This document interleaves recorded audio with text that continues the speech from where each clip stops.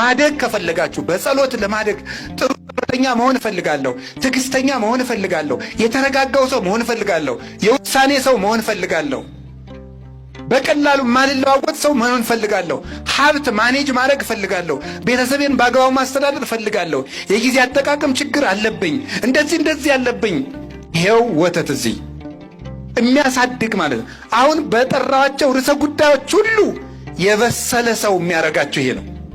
የበሰለ ሰው የት ምን ማድረግ እንዳለባችሁ አይን የሚሆናችሁ መጽሐፍ ይሄ ነው።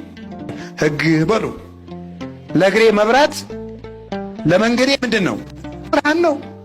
ምን ማድረግ እንዳለባችሁ በእያንዳንዱ ርዕሰ ጉዳይ ላይ ከሰው ጋር ለመኖር ጓደኛ ለመሆን ዝምታ ለመምረጥ መቼ ለመናገር መቼ ዝም ለማለት ለመነገድ ላለመነገድ ሹመትን ለመተው ለመሾም ለእያንዳንዱ ነገር መጽሐፍ ቅዱስ ላይ አላችሁ። ይህን ይዞ ነው ቅዱስ ዮሐንስ አፈወርቅ እኛ እኮ በአርስቶትል ልብ አናስብም፣ እኛ እኮ በሶቅራጥስ ልብ አናስብም፣ እኛ በፓይታጎረስ ልብ አናስብም፣ እኛ የምናስበው በክርስቶስ ልብ ነው። እንዲህ ልብ ለሆነን ሕግ እንጸልይ፣ ለወንጌል እንጸልይ። እስኪ ለወንጌል እንጸልይ በሉ። ረጅም ርዕስ ነው እናቴ። በቃ በ5 ደቂቃ ላጠቃል። ከበቃኝ ካልበቃኝ ይቀራል። ወንጌል ይሄ ነው አልኳችሁ። ለወንጌል መጸለይ ምንድን ነው? እንዲገባን። እስኪ እንዲገባን በሉ ንገሩኝ እንጂ እንዲገባን መጸለይ ያለብን። ጸልዩ ለነ ከመ ያርሁ እግዚአብሔር አናቅጸ ቃል። እግዚአብሔር የቃሉን ደጅ እንዲከፍትልን ጸልዩልን። ሁለተኛ ተሰሎንቄ ምዕራፍ 3 ቁጥር 2 ላይ እግዚአብሔር የቃሉን ደጅ እንዲገልጽልን ጸልዩልን። ማን ነው እንደዚህ ያለ? ቅዱስ ጳውሎስ።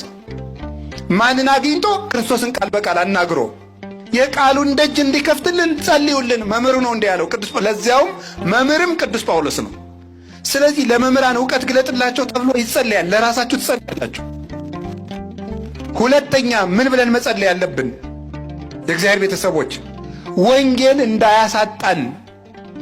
አመፅ ረሃበ በውስተ ምድር፣ በዚች ምድር ላይ ረሃብ አመጣለሁ ብሏል እግዚአብሔር። አኮ ረሃበ እክል ወማይ ወጽማማይ፣ የእህል ረሃብና የውሃ ጥም አይደለም።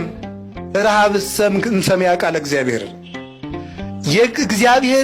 የእግዚአብሔርን ቃል የመስማት ረሃብ አመጣለሁ ብሏል እግዚአብሔር ይላል ትንቢተ አሞጽ ምዕራፍ 9 ቁጥር 11 ላይ። መጸለይ ያለብን ምንድን ነው? መድኃኔ ዓለም ሆይ ቃልህን አትጠፍብን፣ ጉባኤ አታሳጣን፣ ቃልህን የምንሰማበት መድረክ አትንሳን ብለን መጸለይ